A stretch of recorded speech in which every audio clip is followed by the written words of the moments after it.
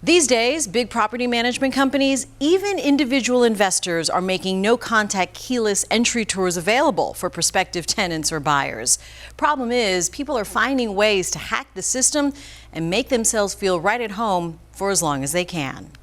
I saw crack pipes, I saw needles, there were people just passed out in the house on the floor, trash everywhere. Chad Floyd, a realtor in Charlotte, remembers back in the summer of 2020, tenants turned in their keys at the end of their lease, but not before making a copy. It became a cat and mouse game. We changed the locks, they break in through the windows. We lock the windows, they break the windows. He says CMPD ended up making multiple arrests at that home. When the pandemic started, all of a sudden you have a situation where people might be priced out of their rentals, they might just lose access to affordable housing, and all of a sudden the option of squatting kind of becomes a little bit more attractive to somebody. Then, with easy access to the internet, it is going to state whether the home is vacant or occupied in most cases, so just doing a little bit of research. Now here's the thing, when you hear the term squatter, you might picture someone coming off the street and occupying a property without permission.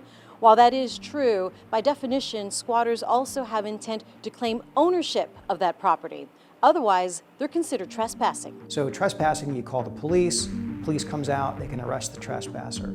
A squatter, or adverse possession, is civil in nature. This is a claim of ownership of the property. So if you have a squatter who's claiming ownership, the police don't do anything with that. So if you have somebody, for example, who has overstayed their lease and you want them out, you can call the police, but the police will say, this isn't a crime, this is nothing for us to do with. You need to go to court, you need to file to evict them, you need to get a judgment to evict them, and then the sheriff will go out and evict this person from the property. That's the distinction between the two.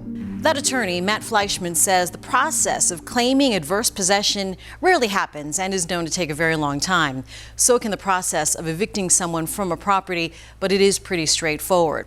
Well, neighbors also have an important role in keeping the neighborhood safe when you know a home should be vacant. Chad Floyd says if someone looks like they're occupying a property with no intention of being there long term, they could be trespassing, and you should call the police. In studio, Jane Monreal, WCNC Charlotte.